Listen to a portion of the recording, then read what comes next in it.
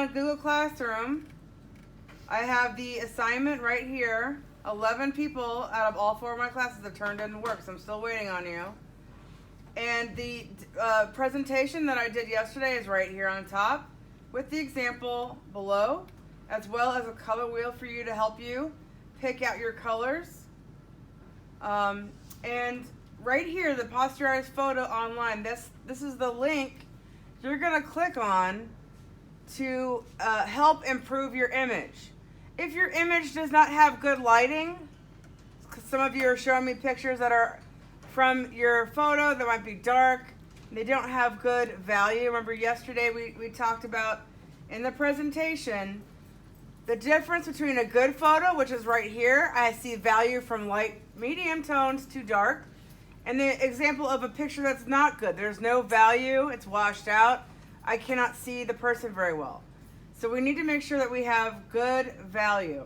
So you're gonna go to your link, and I have a picture coming in to me that has value that needs to be improved. Just wanna get this picture quickly. Daisy's beautiful mother. And now I'm gonna go, so first thing I wanna do is I'm gonna do, on this top bar right here, these are all the different tools you can use. This is basically an online free version of Photoshop. It's really great tool to use. So I'm gonna hit improve up here. And so right here, these all give you different ways that you can improve your photo. Retouching, if your photo is dark, you can lighten it. If your photo has low contrast, you can play with the contrast. Auto enrichment is another good one. Auto levels, okay? So this is all tools to help improve your picture. I'm gonna do on this photo, trying to open it. Give me 1 second. Okay, so I feel like there's a lot of shadow here in the face. The only highlight really is here on the cheek where the sunlight's coming through. So we're gonna play with contrast, all right? So I'm going to get this photo on my desktop. I'm gonna rename it Daisy. And I've been making a folder. Once you guys send me your image, I'm making a folder with all of your images that I will keep on my desktop. So if you lose your image, which I want you to try not to do, but if you do, I can print you out another copy. So first we're gonna do brightness and contrast, because I felt like it was in focus. I'm gonna scroll down here, choose file. I'm gonna get my folder open.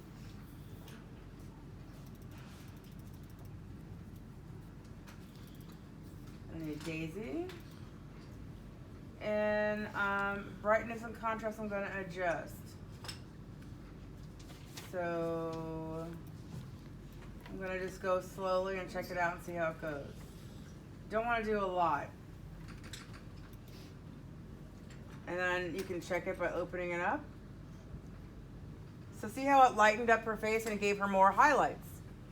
From the original photo, when we had the first picture, it only had a highlight here.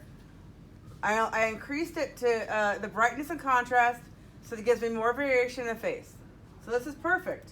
So now I'm gonna right click on it or double click on your Chromebook, hit save image as, and I'm gonna put Daisy, final. I'm saving it in my desktop. So now I'm gonna go back to that app and I'm gonna go to effects, our main page. There we go.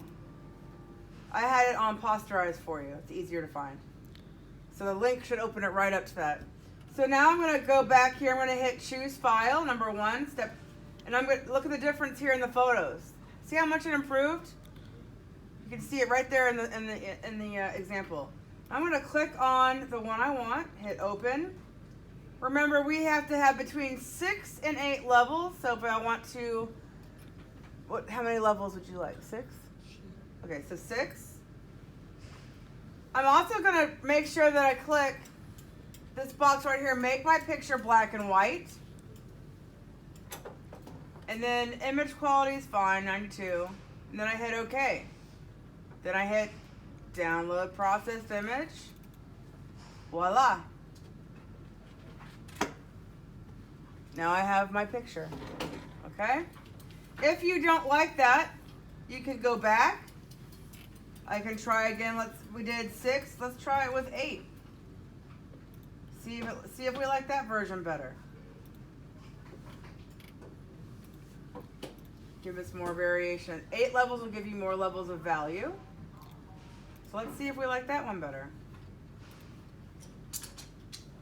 You like that one better? Okay, so that's why it's good to see. 6 levels gives you less, 8 gives you more. So 8, now I'm gonna hit this and I'm gonna put Daisy, black, BW, black and white. So now when I open up that folder, you guys look at all the variations we have. So this was my original right here. It's very dark. I lightened it with the auto contrast and brightness by 20% each. And then I have an example. I should have saved actually both so you can see it. This is 6 level. So I'm gonna hit file. Oh, just let me copy it. It's weird. Paste. So that's going to be Daisy with 6 layers. And then this is going to be Daisy with 8 layers. All those layers make me feel like, so look. Let's look at them side by side so you can see the difference.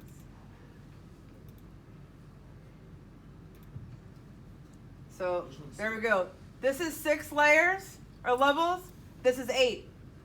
So you can see a little bit more details better. I think that's good. I like 8 too. So now after you get your image, after you get all, if you have, depending on how many you're getting, you are going to now select your color combinations or your color schemes. Remember the ones we went over yesterday and they're in your notes or they're on the PowerPoint presentation. You can do complementary color. You can do split complementary color. You can do not monochromatic. Split complementary. Analogous, warm or cool. Any combination of 3 to 5 colors. Or the tetrad. So you're now going to select your images and your colors. All right.